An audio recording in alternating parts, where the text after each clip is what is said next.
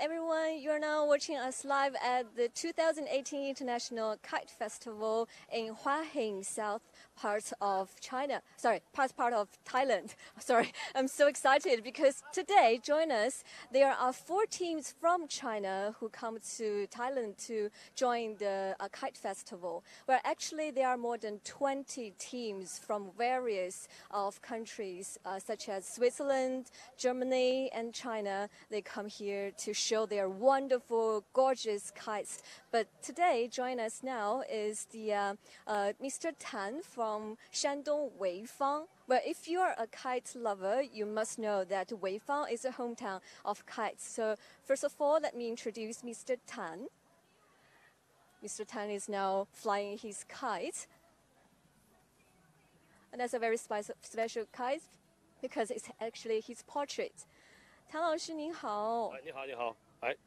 所以今天可以简单跟我们介绍一下，就是您这次来参加这样的一个活动，是代表山东潍坊，是不是？对的，是这样。我这次呢，风筝节特别邀请了中国队来参加此次的华新的风筝节，而且邀请的什么呢？世界风筝都潍坊队伍参加。然后我们潍坊呢派出了4个人，还有呢中国国内的顶尖高手，一个是放盘音的。还有一个放那个 Revolution 4线风筝的，这次呢，通通到泰国来，第一次来展示，所以说呢，他们，我们整个中国的团队呢，带来的最好的风筝，大约在50-60只吧，50多只风筝，其中有传统的龙，还有老鹰，还有中国现代的风筝，以及最现代就是最前沿的风筝吧，通通带来展示给大家。OK。So let me translate a little bit because this year actually 4 teams are coming from China, 1 from Weifang, Shandong, as from Mr. Tan, and another 3 from Changsha and Dalian, and they have brought many different kinds of kites. And well, as Mr. Tan just introduced, some of the are made like a dragon style, and now they are going to show us the lady, Miss Zhao. She's from Changsha. This is an eagle kite. The way of you flying it is like you are playing with a real eagle. So this one, as you can see, there are so many big kites already lying on the ground because the wind now is not strong enough, not very strong. But now Miss Zhao has playing the special way of, well, I haven't seen this before as a Chinese myself. It's a special way of flying it. It's more of the, it's like a real eagle flying above your head. 这个赵女士呢，她是把这个风筝和舞蹈相结合，她就是说把这个传统的风筝展示出来，利用现代的元素，让这个老鹰呢不会落地的，一直在盘旋，在风力很小的情况下。 它会一直在天上盘旋的，然后呢，再加上个人的一些舞蹈动作，会展示出来，会更加的流畅，啊。Right. So if you are now watching us, you no need to just focus about the kites. You have to pay attention about Miss Zhao because she's now actually dancing. It's a combination of dancing and flying, kite flying. So while as the eagle is flying higher and higher, Miss Zhao is actually doing a beautiful dance. Wonderful, wonderful, lovely. 谢谢你，赵女士。所以能跟我们简单介绍一下，就是这样的一个盘旋式的放飞风筝有什么技巧吗？ Any skills that you would share to our audience? 我们这种风筝是具有中国特色很强。 它的是一种那个单线运动风筝，它别人的风筝全世界都是弧线，就是2根线、4根线，我们这是单线，技巧性很强，这就是我们中国的特色。好的，谢谢您，非常棒，非常棒。好的 ，as Miss Zhao just said, it's actually kind of a sports. Kites. Well, when we talk about sport kites, there is another one, a stunt kites. It's very, very wonderful, and they can flow with the music, and as well as the, it depends on the skill of the kite flyer. Later, Mr. Tan will introduce us to the Dalian team. 现在就等一会儿，这是大连队带来的空中芭蕾，这叫四线运动风筝，他们英文的名字叫 Revolution。这个呢，也可以单人放飞，也可以4人，也可以30人、50人都可以放。这讲究空中技巧，受风力的影响比较小。哎，他现在呢，然后呢，就是展示一下，就是说这是一种现代的风筝。所以说，在我们中国也有现代的，也有传统的。这次呢，统统都带到这边来，统统展示。谢谢. So apart from the traditional kites, the Chinese team have also brought some revolutionary, like the one you see now, the revolutionary stunt kites. It's a different way of flying it. Normally, the traditional ones, you have only one string to control the kite, whereas this one, you see the player is actually using his 2 hands and with 4 strings to control it. And we were told that this is called the ballet in the sky. So even though it has a Peking opera face, but it's actually doing a ballet. But earlier at the opening ceremony, we also see a team of Chinese, Japanese, and other countries. Yes, they actually made a performance all together and made different characters, different ways, and flying in the sky. Very, very beautiful, very beautiful. So, Mr. Tan, can you tell us a little bit more about the history of kites? Because you're from the hometown of kites. 这次呢，我们中国队呢可以说是派出的比较顶尖的高手来参加这个活动。然后呢，就是说他们会尽最大努力把自己的风筝放上天。我们潍坊呢每年都举办世界风筝节，因为潍坊呢是世界风筝都，所以说呢也很荣幸他们就是请我们来展示自己的中国文化吧，和这个泰国这边呢更加深文化之间的交流。然后呢，就是说我们会把我们自己带来的最好的风筝来展现给华兴。基本上就明天呢还有一天呢，还要放飞我们的龙，我们中国的龙，还有现代的海绵宝宝了，还有超人都会一起放飞。所以超人是我们中国队带过来的。对，这超人我们有很多国际队伍也有带来的，我们带的是那个变形金刚。那我稍微简单一下。So for anyone who's watching us, we are now live at the International Kite Festival 2018 in Hua Hin, Thailand. As Mr. Tan from Shandong Weifang just told us that this year the Chinese team has brought some top kite players to Thailand with their beautiful kites, different kinds of them. As this year the festival theme is called the Heroes in the Sky, so they actually brought the transformer, but today I'm so sorry because the wind is not strong enough, so we may not be able to see them in the sky. But we can assume that if you see, such heavy metallic guy up in the sky, that's something really amazing. And now in the sky you can still see some sea animals, sea life, like the rays, with the long tail. Well, basically just rays. I can see 1, 2, 3 rays, and then 2 more fishes.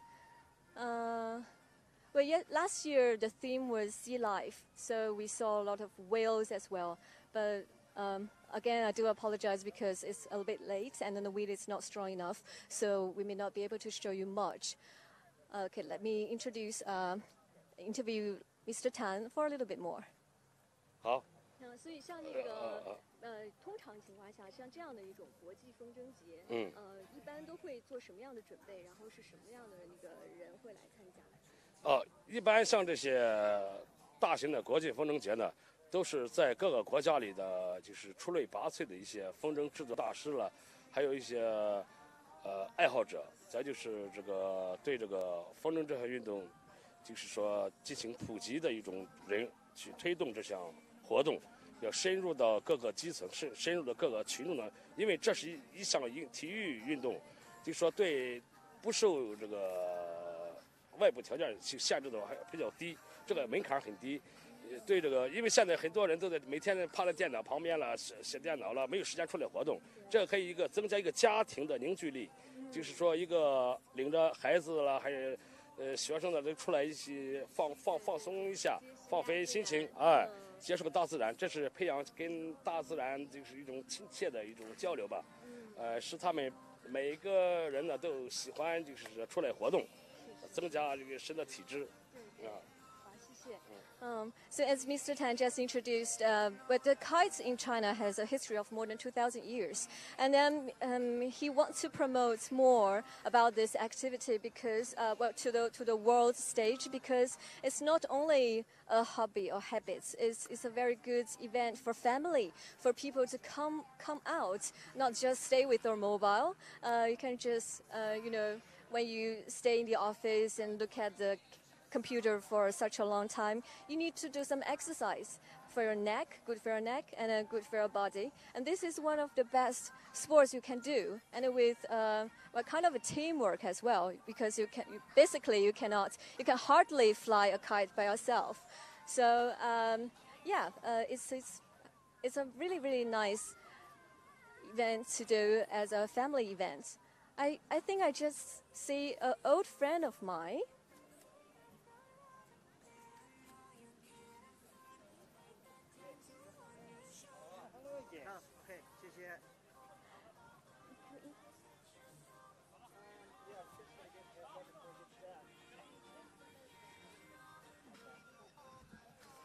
Okay, we just saw an old friend of us. I met him last year at the International Kite Festival. This is Simon. Hello, Simon. Hello. Okay, so Simon, what kind of kite do you bring here this year? Well, I have a tattoo stingray, so it's got a tattoo design on the front of it, and it's about 25 metres long. And under that, I'm flying a SFT, a silly funny thing, which is about a similar size. And then under that, I've got a maxi dragon, and it's about 24 metres long, and it's got quite a good wingspan of about 11 metres. And then I've got a smaller dragon and a humpback whale. So anything particular you prepare for this year's theme? Any superheroes? No, I don't have any superheroes though, so so no good. But those dragons are cool enough. Yeah. How long does it take for you to make one? It takes a couple of weeks to make, and usually about 2 weeks. I know you are trying to get which one is yours. I'm trying to. So this is the tattoo ray sitting on the ground over here. All right. And everything else is packed up. I see. We know that the wind now is not quite suitable for flying such kite. No, it's very difficult, and it's just a light breeze now. So you'll see the only kites flying are mainly maxi rays, because they've got the largest wingspan, so they're the easiest to fly in the light wind. You've got a ray as well, right? That is yours. Yep. Yep.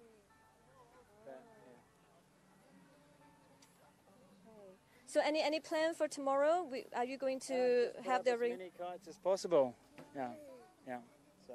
Did you be able to put on the dragon today? Yes, I got it up. Yeah. Yep. It was quite good, but brief because the wind was sort of all over the place today. So just did the best we could. How much? How much does it cost normally? They're about 2,500. Wow. So yeah. Cool. Yeah. Okay. Thank you very much. All right. Okay. Yeah. Okay, right. You know, in China we have a tradition that's if you have some, trouble or life suffering, you can write it on a small kite, and when you fly it away, your trouble will gone. But as I just know that Simon told me one of them actually cost more than 20,000. I don't think you really want to let it go. But yeah, it's really, as most of the parts in northern hemisphere has now welcomed the spring. I think it's one of the activities that you like to go out and share with your friends, and also enjoy the blue sky, fresh air. Have a close touch with the nature. Isn't that amazing to have such activity?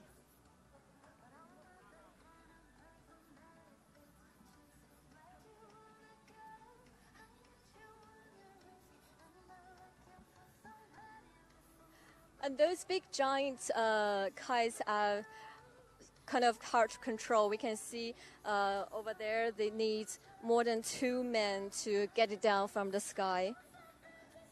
And as we were told that the rays are slightly easier to fly with slightly weak wind because they have more fins at the tail part.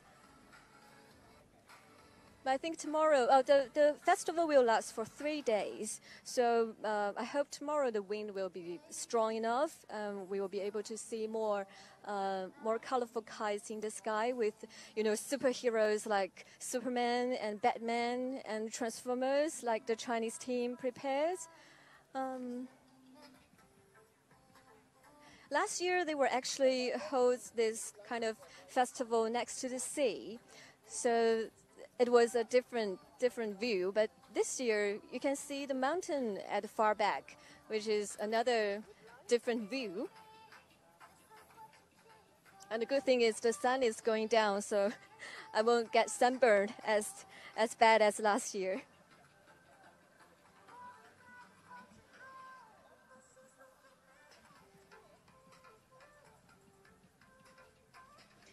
Well, for those who just joined us, we are now live at the International Kite Festival in Hua Hin in southern part of Thailand.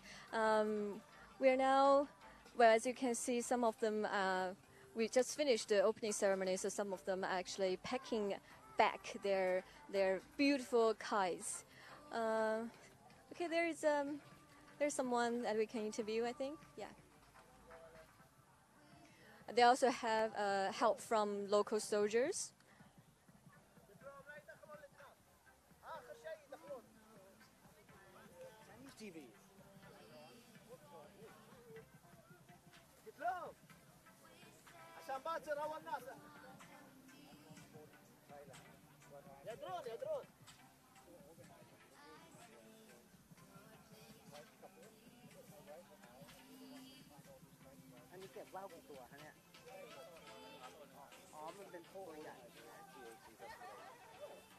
Okay, now join us now is the... We invited Tan Simbo, for example.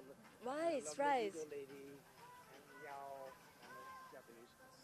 Okay, now we are have the co-partner of the Kite Festival. That's Ron. Hello, Ron. Hello, good afternoon. Good to meet you. Thank you. We are now actually live on Facebook and Twitter and YouTube. So can you introduce to our audience a little bit about the festival and why you want to organize such thing and which team from different countries you invited this year? Thank you very much. That's a big question. This is an important kite festival. It's organized, of course, by the Tourism Authority. And the Tourism Authority are good at organizing festivals. I'm helping them to find the best international kite flyers in the world. So, for example, we know the best ones in China, don't we? So we've invited teams from China, the two-line teams, the big kite teams. Plus, it's an international festival. You need to have Europe, you need to have Asia, you need to have USA. So we've got, as you know, kite flyers are chosen because they have something special. They have to be something special. It has to be a special big kite, long kite, new kite, creative kite, something like that. This festival is good because it's for the family. So now we're talking about special big kites from around the world. But actually, at this Hua Hin festival, they have workshops for children.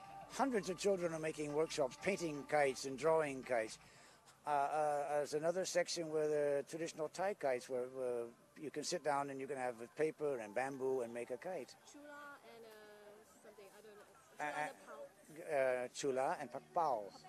So that's important because there's a respect for the tradition of Thailand as well. So the Chula pakpao competition kites are also represented here. Mind you, there's also kites from the northeast of Thailand, next to called Buriram, which are very beautiful kites, which have a tradition from from Indonesia and from hundreds of years.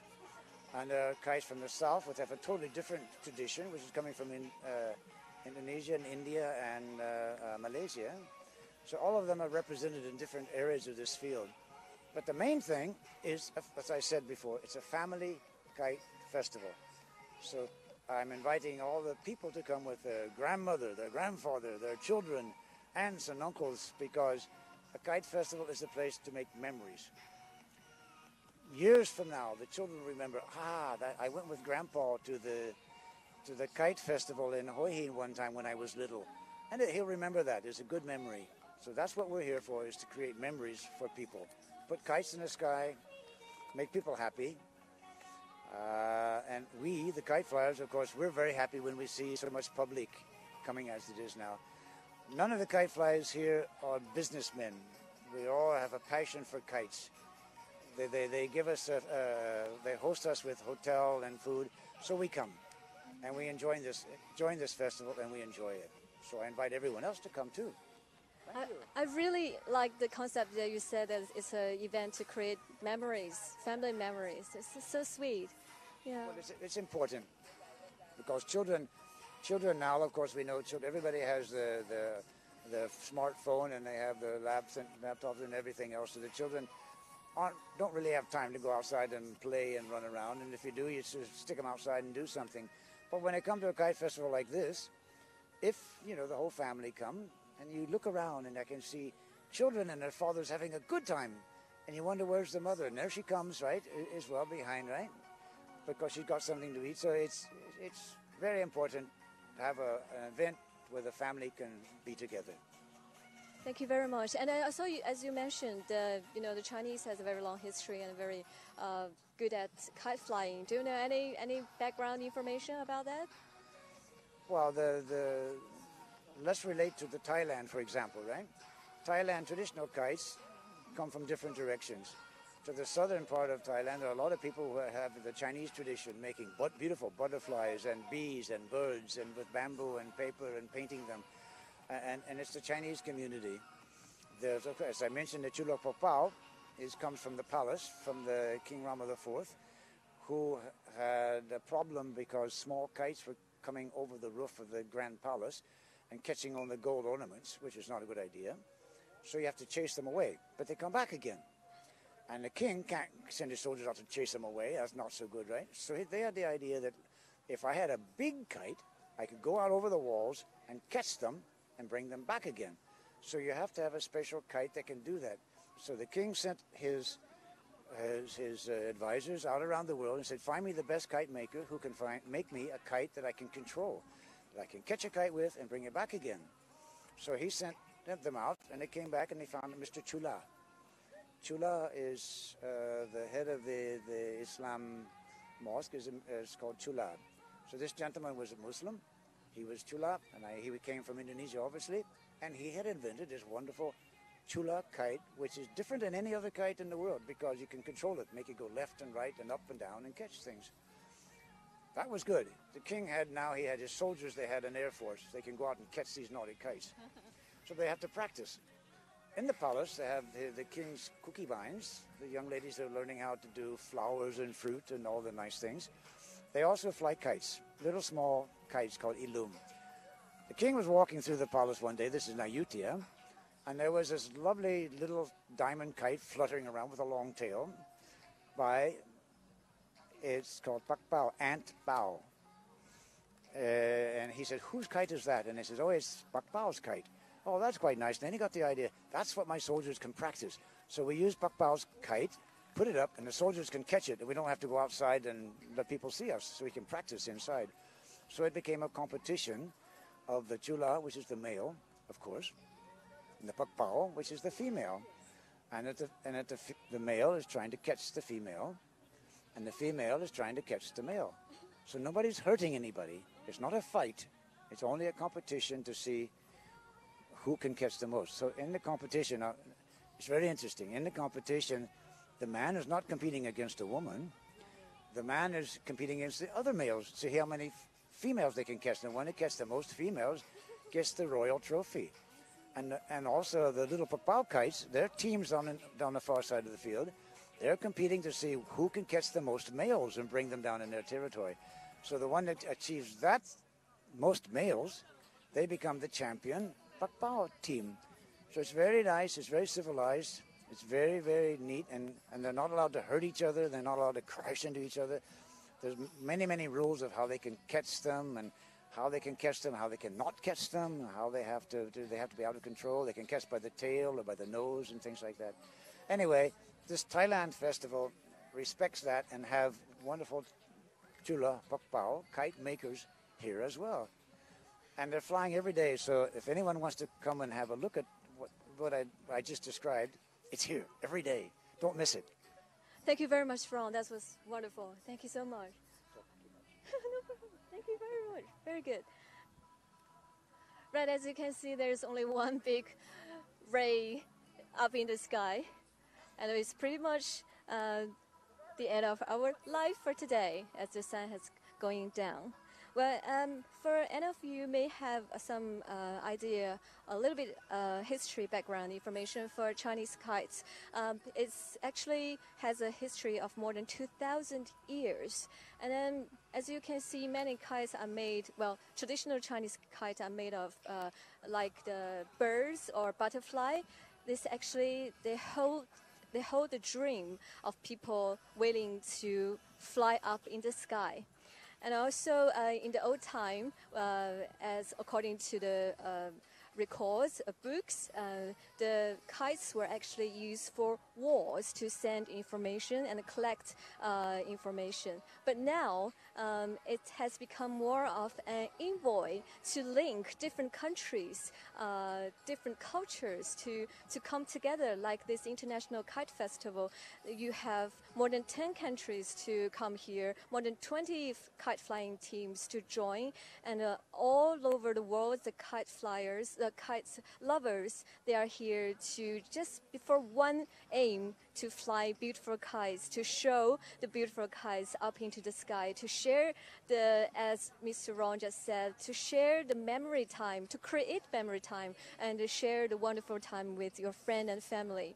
So I think even if a little kite, which was originally history back from China, was made in one country, but now it has become a link to an international stage. Well, thank you very much for watching us, and it's pretty much for our live today.